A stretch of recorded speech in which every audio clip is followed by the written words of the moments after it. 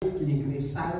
năng ai hãy dương trên nào ra đúng rồi chụp chân rắc chỉ thế là ngôi xe gợt quanh ta cái lời đấy chỉ cái mặt hè quanh rìa chụp chân rắc trong người sụp mà có một chiếc pa tất trâu ham là cả bằng tuôn cú ta cái lời yếu cô liu mà bưng này này ok nó còn đang học chạy ép mà nhìn ra Siri Petro, Jacob, Johan, James, Andre, ốp êm rằng sự lạc. Chẳng quanh nằm tê ân mà hình kít đắc chốt lẽ nào này mà tắt chỉ đi mong nào ba ân mà phù kít lẽ nào này mà chịu. Trong rằm ra xuân tam đỡ lát mà thật băng quả cũng rằng hôm khăn mày nơm lời ân phù đơm khăn mày ốp kẻ ấp phù nì quách mà mọc sạc cướp bước la cướp nhớ chỉ bạc ấy chỉ đi khẩn băng rằn đờm ấp của nít chỉ đi tờ lá khẩn mày tăng nào tầm lớp chỉ đi lương ra nào tầm lớp mà tất chỉ đi lơ ta khẩn mày rung ràng cổ và nào đây mà tất màu chi chỉ na kẹt chút độ vậy là buộc bòn lan ấy mà tầm trứng đặt bòn lan êm chỉ đi bria đại ấy mà tầm trứng đặt bria đại chỉ mà khét nào lâm nang tu tầm áp tốc chỉ nào chỉ ngọt chỉ hiểu nào nay chỉ cần nồng to nào đi đi đường hè tròn to tầm ban tin nào ngồi được ra lo ta cũng như đang ngóm chỉ bước sòng cây mà phần mày qua đang nào đường khuyên quyết ngắn giờ lá ngày sắc cả nhà mà coi một chiếc quan tròn ba chiếc mà phàm hay đang tập ba tin nào ngoài về cũng như đang ngóm chỉ bước sòng cây mà phần mày qua đang nào đường khuyên quyết ngắn giờ lá ngày sắc cả nhà coi chiếc quan tròn ba chiếc phàm hay đang nào cũng nay đồng. Watch and pray so that you will not fall into temptation. The spirit is willing, but the flesh is weak. Rằng màu dân nóng. Hãy ý thức và cầu nguyện để Đức Chúa sao vào cam dỗ, tâm thành muốn lắm và xác thực ý muốn. Amen. Là bác chân hai cút chân trật được cút trên mà là một ông đầu hé giặt nào bằng người mình làm là ấy hèn tì cho mọi đấy giờ làm mâm bự kia tầm trăm tiền của mình pa la hè tầm hồi ấy hè sôi thì kề mà hè say nào kia dân nào tất cả sạc thì phúc nào hèn tì là ấy chỉ được cú nét tu mong chí nét tu đập bắn vào là nét tu ôm là hè say nào đấy mâm bự hè minh là mâm bự quanh ra ân nên tu mâm bự quanh ra một ăn ô nên tu đập mạnh. Tại sao Đức Chúa Trời lại để thế giới này hỗn loạn xáo trộn rất là nhiều điều mâm bự quanh ra ân nên tu ấy kia nào ô á rung răng cái ấp tê cái ấp tóc cái đi say cái đi tăng jadi hai ăn ít phút nào hai tê oi ai ở đâu nổ nét tu ô à ngàn đông ta là hai say nào này hai minh tai mà bự nét tu kia nào ô à cái này ta quên lúc bằng chỉ có quay ra ân nào ô à tất mà nàng đâu nàng ai hai minh nàng ai hai lui năng ai hay khúc hay coi pri một là tuôn nghiên cà phê một là cục tài chay một là điện thoại rằng nghe mâm bự ô à năng tuổi chắc có lẽ nhiều người sẽ hỏi tại sao thế giới này hỗn loạn rắc rối. Nhiều người có thể bình luận với nhau, nhiều người có thể hỏi nhau như thế nào thì cái câu trả lời cũng không có ai để trả lời cho chúng ta để có sự bình an. Chỉ năng ai lẽ ngôi nào ôm này một kia liên xịt la an chỉ năng ai ân mà hè khi nó ập mạnh rồi no ý lập lỡ tai mà hè ý nào xịt la ta mà bữa nào đi xin này tôi mong nào đi xin đang tô rung răng đi hẹp lọc đợi tài giờ là còn nít hè mong được tông đi tông tâm quanh ra đóng mà là hình một tông nào quay quanh ra đi một tông nào quay quanh ra dưới đó quanh ra ân nên tu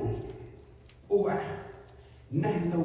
rung răng mà giờ là nào tí còn đi nôm tình rồi giờ nào tí còn đi nôm bư mà còn đi nôm chỉ còn đi hay một cái nào rồi một lết mà giờ nào tí còn đi nôm ấy chỉ quanh ra cặp năng bằng đun coi bằng tu tê chỉ màu quanh màu trắng màu mét nào đi chế nên tu không phải vì lý do tội lỗi con người chúng ta Đức Chúa Trời bỏ bề chúng ta và Đức Chúa Trời không cần biết chúng ta là ai. Vậy là quanh ra kích, quanh ra quanh ra rong, quanh ra chỉ đi màu chơi nào. Rồi xuân nào rằng ngài Gioan có bé trong cái ập chích mà vào.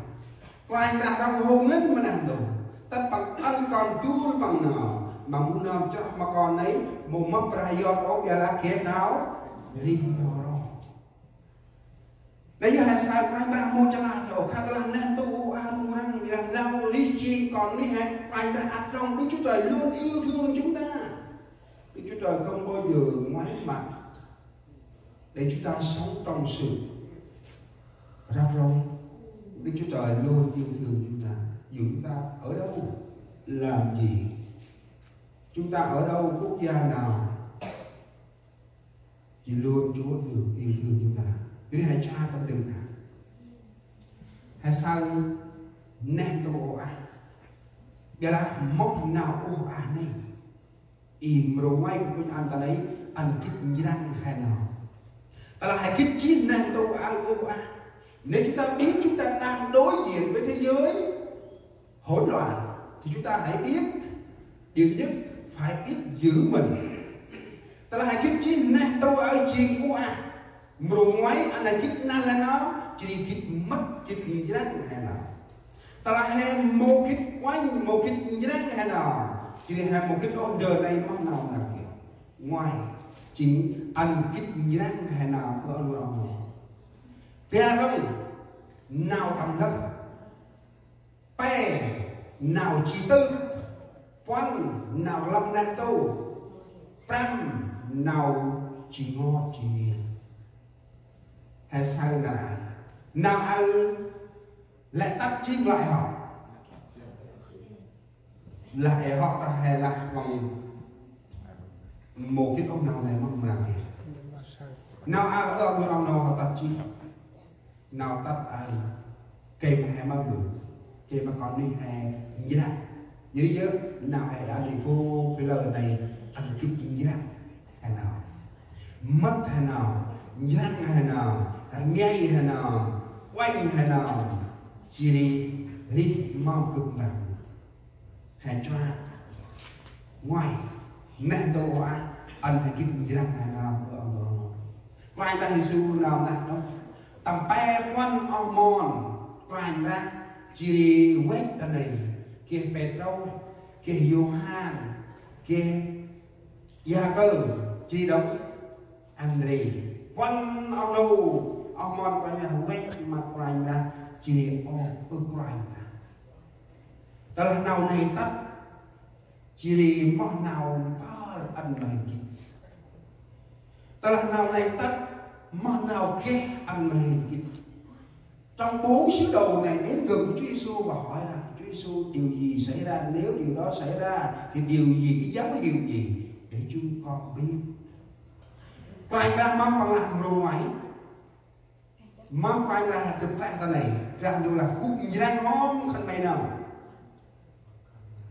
bằng là bằng cả im rồi ngoài. Đây là cái câu đầu tiên Chúa Giêsu nói,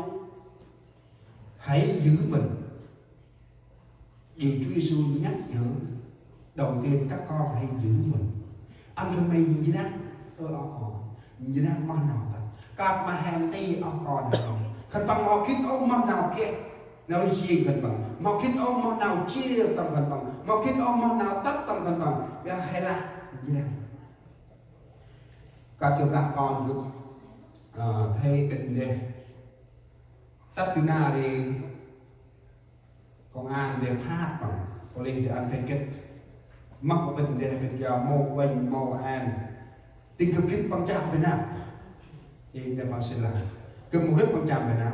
nét tình của la của làm nét tình của đại như thế bệnh để ta con ăn như thế không như thế của cháu như thế của ma như thế của nắp như thế của con biết ta có biết tình như thế không xa tần độ như thế nó có mừng là hay xa